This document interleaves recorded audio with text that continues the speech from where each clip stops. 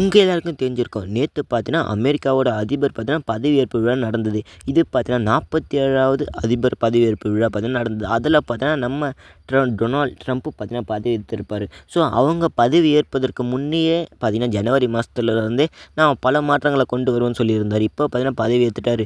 So அவங்க என்னென்ன மாற்றத்தெல்லாம் கொண்டு வந்திருக்காங்க அது எல்லாத்தையும் நம்ம டீட்டெயிலாக பார்க்கலாம்.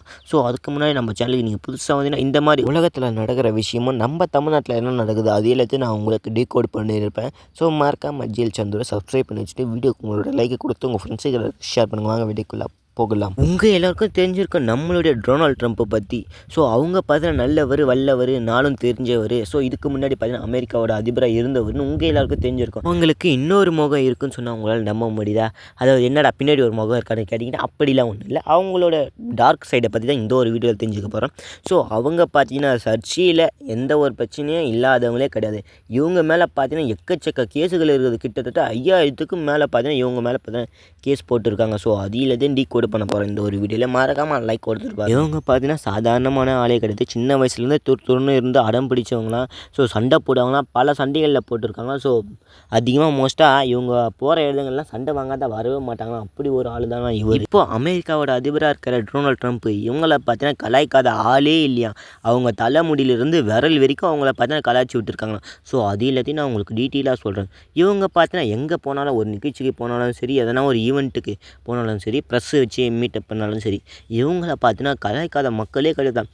இவங்க பேசுகிற இடத்துல இவங்கள பார்த்தீங்கன்னா அதே மீமாக க்ரியேட் பண்ணி எடிட் பண்ணி அவங்களுக்கு பார்த்தீங்கன்னா எடுத்து காமிப்பாங்களாம். நம்ம இந்தியாவில் கலாய்க்கிற மாதிரி இந்த மாதிரிலாம் கலாய்க்க மாட்டாங்கன்னா அவங்க பார்த்தீங்கன்னா வேறு லெவலில் மீம்ஸ்லாம் க்ரியேட் பண்ணி கலாய்ப்பாங்களாம். ஸோ அவங்க எங்கே பேசுகிறாங்களோ அதே இடத்துல கலாய்ப்பாங்களாம். இங்கே இருக்கிற பல பேர் பார்த்தீங்கன்னா நீட்டாக இருப்பாங்க, க்ளீனாக இருப்பாங்க. அதாவது சும்மா போனால் கூட கையை வாஷ் பண்ணிகிட்டே இருப்பாங்க, முகத்தை வாஷ் பண்ணுறது இருக்கிற எல்லாத்தையும் பார்த்தீங்கன்னா நீட்டாக க்ளீனாக வச்சுருப்பாங்களாம். ஸோ ஒரு கிருமி கூட அவங்கக்கிட்ட வராத அளவுக்கு பார்த்துப்பாங்க. அதே மாதிரி தான் நம்ம ட்ரம்ப் பார்த்தீங்கன்னா யாருக்கும் கை கொடுக்குதே யோசிப்பாராம் அந்த அளவில். ஸோ இப்போ தான் அந்த ஒரு பழக்கத்தை மாதிரி கொஞ்சம் மாற்றிக்கிட்டு இருக்காங்க. இப்போ தான் கொஞ்ச நாளாக ஹேண்ட் ஷேக் பண்ணி அதுக்கப்புறம் என்ன ஹக் பண்ணுறது எல்லாத்தையும் இப்போ தான் பண்ணுறாராம். அப்புறம் என்ன ஒரு காலத்தில் பார்த்தீங்கன்னா அவங்க பார்த்தீங்கன்னா தலைமுடியை வச்சு கிண்டல் பண்ணிக்கிட்டே இருந்தாங்களாம். அதாவது என்னென்னா இதை பார்த்தீங்கன்னா வெக்கி காற்றுல பறக்குது. பல பேர் பார்த்தீங்கன்னா கிண்டல் பண்ணி வச்சு செஞ்சுருக்காங்க. ஸோ இவங்க பார்த்தீங்கன்னா அதுக்கு தரமான ஒரு பதிலை கொடுத்துருக்காங்க. ஸோ இந்த ஒரு ஹேர் ஸ்டைலை பார்த்தீங்கன்னா இவங்க மனைவியால் மட்டும்தான் இது பண்ண முடியுமா. ஏன்னா அவங்க மனைவிக்கு தான் தெரியுமா நான் எப்படி இருந்தால் அழகாக இருப்பேன்னு. அவங்க மட்டும்தான் அந்த ஒரு ஹேர் ஸ்டைலை மட்டும் கட் பண்ணி விடுவாங்களா அவங்களோட முடியை மட்டும். ஸோ அதுவும் நல்லா தான் இருக்குது, பரவாயில்ல, நல்ல ஒரு ஸ்டைலாக தான் இருக்குது. இவங்க பார்த்தீங்கன்னா மாட்டாத கேஸே இல்லைன்னு தான் சொல்லுவாங்க. பல சர்ச்சைகளில் ஈடுபட்டு மாட்டியிருக்காராம். ஸோ பல தடவை ஜெயிலுக்கும் போயிருக்கேன்னு சொல்லியிருக்காங்க பல பேர் பார்த்தீங்கன்னா. அதுக்கப்புறம் நான் இவங்க பார்த்தீங்கன்னா கால் வைக்காத துறையே இல்லைன்னு பல பேர் பார்த்தீங்கன்னா சொல்லிக்கிட்டே இருக்காங்க. அவங்க பார்த்தீங்கன்னா ஒரு படம் எடுத்து அந்த படத்துக்கான ஒரு விருதும் வாங்கியிருக்காங்க.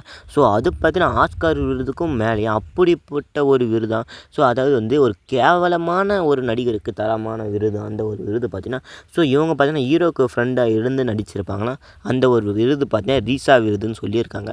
ஸோ அது என்ன மூவி நான் உங்களுக்கு டிஸ்கிரிப்ஷனில் தரேன், மறக்காமல் போய் பார்த்து செக் பண்ணி. இவங்க பார்த்தீங்கன்னா WWE சாம்பியன் இந்த ஒரு லீக்குக்கும் பார்த்தீங்கன்னா நடித்திருக்காங்களா. அதில் பார்த்தீங்கன்னா பல சம்பவங்கள் பண்ணிக்கிட்டு இருக்காரு. ஸோ தரமாகவும் பண்ணியிருக்காரு. இதில் இவர் ஜெயிச்சிருக்காருன்னு சொன்னால் நம்ப முடியுதா? பரவாயில்ல, நல்லதமாக பண்ணி வச்சுக்கிற ஆள்.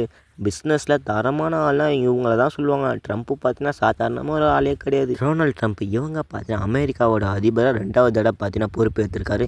ஸோ இவங்களோட கேம் என்னென்னு இனிமேல் தான் தெரியும். ஸோ இந்த மாதிரி இன்ட்ரெஸ்டிங்கான கான்வர்சேஷன் தெரிஞ்சுக்க ஜிஎல் சந்திரன் மறக்காமல் சப்ஸ்கிரைப் பண்ணி வச்சுட்டு வீடியோக்கு உங்களோட லைக்கை கொடுத்து உங்கள் ஃப்ரெண்ட்ஸுக்கு ஷேர் பண்ணுங்கள். அடுத்த வீடியோவில் இன்ட்ரெஸ்டிங்கான கான்வர்சேஷனில் சந்திக்கலாம்.